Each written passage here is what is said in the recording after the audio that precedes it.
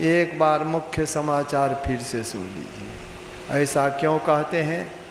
इसलिए कि सभी बातें लोगों को याद नहीं रहती, तो मुख्य समाचार कम से कम याद रहे। लेकिन उस समाचार को सुन करके लोगों का दुख दूर नहीं होता, केवल मनोरंजन होता है, बाहरी बातों की जानकारी होती है। लेकिन सत्संग में जो आप लोगों ने सुना है, ये कल्याण की बातें हैं, बहुत कल्याण की बातें हैं। संत महापुरुष इहलोक और परलोक दोनों को सुखमय बनाने की बात कहें। यह जीवन भी सुखमय बना हुआ रहे और शरीर छूटने के बाद का जीवन भी सुखमय बन जाए। इसलिए संत लोग पहले तो संसार में जीने की कला सिखलाते हैं, मनुष्य को किस तरह का जीवन बिताना चाहिए यह बात सिखलाते हैं।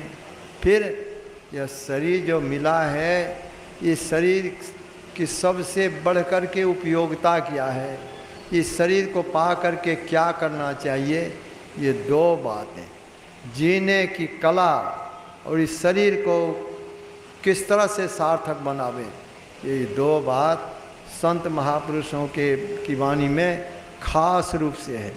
मनुष्य को क्या करना चाहिए, किस तरह का जीवन बिताना चाहिए, इसमें पहली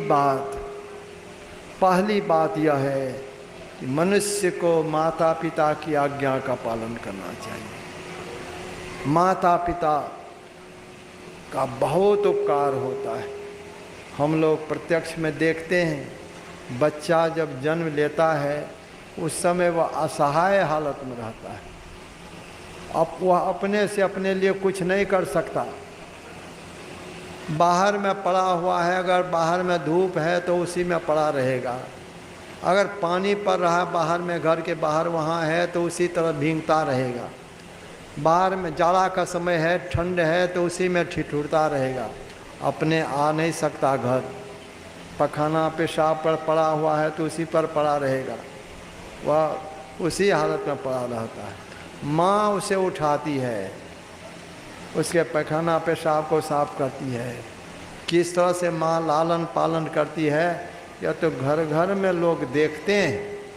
माँ का कितना उपकार होता है इसको लोग जानते हैं। पिता का भी कम उपकार नहीं। पिता पालते पोसते पढ़ाते लिखाते शादी विवाह कर देते हैं।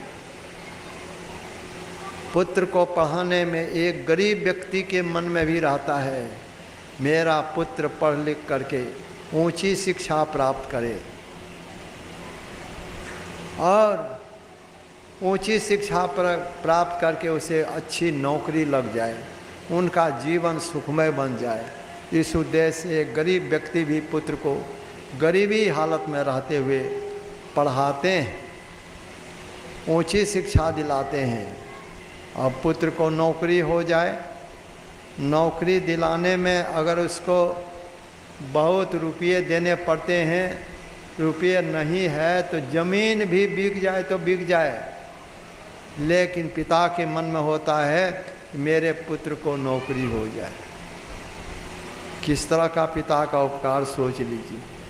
माता का उपकार, पिता का उपकार कितना होता है। अब पुत्र पढ़ लिख करके विद्वान हो गया, नौकरी लग गई, शादी विवाह हो गया, उसका क्या कर्तव्य होना चाहिए? क्या नौकरी लग गई, दूर में है, माता पिता घर में है, कष्ट की हालत में है, उनकी सेवा नहीं हो, यह पुत्र का धर्म नहीं। आजकल इस बात का लोग ख्याल नहीं करते, इस बात का ख्याल नहीं करते। इतने उपकारी माता पिता, उनकी सेवा सब घर में नहीं होती, सब कोई नहीं कर पाते। वे अपने कर्तव्य कर्म से चूक जाते हैं, सो नहीं होना चाहिए। माता पिता का जो इतना उपकार रहा, वे अब वृद्ध हो गए, उनकी सेवा होनी चाहिए। पुत्र का सबसे बड़ा धर्म होता है कि माता पिता की सेवा हो, उनकी आज्ञा का पालन है। केवल माता पिता की ही सेवा नहीं करें, अपने द्वारा और लोगों को भी सुख पहुंचाना यह मनुष्यों का धर्म होता है। धन्य कवन जो परोपकारी, उसी का जीवन धन्य होता है जिनका जीवन दूसरों के उपकार में बीतता है। अपने लिए तो सब कोई जीते हैं, अपने लिए सब कोई जीते हैं, लेकिन दूसरों के उपकार में जिनका जीवन बीतता है उसी का जीवन धन्य होता है। महात्मा गांधी जी का नाम इतना अधिक क्यों है? क्या कारण? महात्मा गांधी का जीवन मानव कल्याण में बीता। संत लोगों का नाम इतना क्यों है? संत का तो बहुत उपकार होता है। संत के उपकार को तो गिनाया नहीं जा सकता। संत के लिए कहा कि संत बड़े परमार्थी, घन ज्यों बरसे आए, तपन बुझावे और की अपनों पारस लाए। अपने दुख सह करके भी दूसरों को सुख पहुंचाते हैं, अपने दुख सह करके भी दूसरों को सुख पहुंचाते हैं।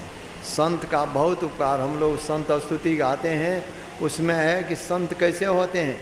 दुख भंजन भव फंदन गंजन, ज्ञान ध्यान निधि जग उपकारी। दुख से छुड़ाने वाले, दुख भंजन भव फंदन गंजन, संसार के फंदे से निकालने वाले, और ज्ञान ध्यान रूपी धन के द्वारा लोगों का उपकार करते हैं। बिंदु ध्यान विधि नाद ध्यान विधि, सरल सरल जग में पुचकारी। संत तो लोगों का उपकार करते हैं, लोगों को सुख पहुँचाते हैं। उनको यद्यपि लोगों के सेवा की आवश्यकता नहीं होती, संत को आवश्यकता नहीं होती, क्योंकि वे तो मुक्त होकर के रहते हैं, मुक्त हालत में रहते हैं। अवश्य ही देखने में आता है कि उनकी भी सेवा उनके शिष्य लोग करते हैं, देखने में आता है, लेकिन उनको संत को उनकी आवश्यकता नहीं होती उनकी सेवा की। हम लोगों के परमाराध्य गुरुदेव अंतिम में अस्वस्थ हालत में थे। एक बाहर के सत्संगी आए,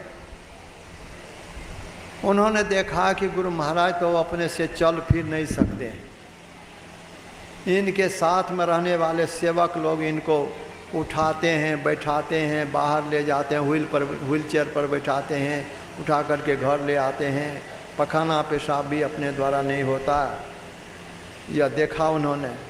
उनके मन में हुआ गुरु महाराज इस हालत में हैं, अगर सेवक लोग सेवा करते करते ऊब जाए, सेवा करना छोड़ दे, तो गुरु महाराज की क्या हालत हो जाएगी? पखाना पेशाब पर पड़े रहेंगे। मन में सोचा वो सत्संगी, गुरु महाराज तो सबके मन की जानने वाले, मन की जाने सब गुरु कहा छिपावे अंध। उनके भ्रम के निवारण के लिए जब वे सत्संगी जाने लगे, दोपहर का समय हो गया था। कुछ लोग भोजन कर चुके थे, कुछ भोजन कर रहे थे। उनको जाने का समय हुआ तो उनके मन हुआ कि अब जाना है तो गुरु महाराज को एक बार प्रणाम कर लूं। गुरु महाराज के बासे पर गए, बरामदे पर गए, देखा कि किवाड़ी सटी हुई है, गुरु महाराज के कमरे की किवाड़ी सटी हुई है, खिड़की नीचे वाली खिड़की भी सटी हुई है, ऊपर वाली खुली हुई है। तो झांक करके देखे, उनके मन हुआ कि गुरु महाराज की सेवा में अभी जो सेवक होंगे उनसे अनुमति ले करके तब अंदर जाना चाहिए। गुरु महाराज को प्रणाम करके वहाँ पास में जा करके प्रणाम करके तब जाऊँ। झांक करके देखा तो देखा कि गुरु महाराज के पास में कोई सेवक नहीं है, और गुरु महाराज पहले की तरह जैसे स्वस्थ हालत में अपने से चलते थे वैसे ही कमरे में चल रहे हैं। देख करके बड़ा आश्चर्य हुआ कि सवेरे तो देखा कि गुरु महाराज को सेवक लोग उठाते हैं, उठा करके घर ले जाते हैं, घर से व्हील चेयर पर ले आते हैं, अभी अपने आप चल रहे हैं। तो गुरु महाराज उनको उनके भ्रम का निवारण किए कि देखो, हमको सेवक की आवश्यकता नहीं है, हमको सेवक की आवश्यकता नहीं, हम तो इन लोगों का उद्धार करने के लिए अपनी सेवा में रखकर सेवा के बहाने इनका हम उपकार करते हैं, इनका उद्धार करते हैं। तो संत को तो आवश्यकता नहीं होती, लेकिन मनुष्य का धर्म होता है कि गुरु की सेवा करें, माता पिता की सेवा करें, गुरु की सेवा करें, समाज की सेवा करें और लोगों का उपकार करें। यह मनुष्य का धर्म होता है। इन सब के करते हुए और क्या करें? अपने चरित्र को उत्तम बना करके रखें, और उत्तम बना करके रखते हुए परमात्मा की भक्ति, जो जीवन का सबसे महत्वपूर्ण कार्य है, संसार के कर्तव्य कर्म को करते हुए परमात्मा की भक्ति करें। यह सबके लिए आवश्यक है, सबके लिए आवश्यक। नहीं करेंगे बहुत बड़ी हानि हो जाएगी। वो हानि क्या होगी? शरीर तो एक न एक दिन छूटेगा, सबका छूटता है।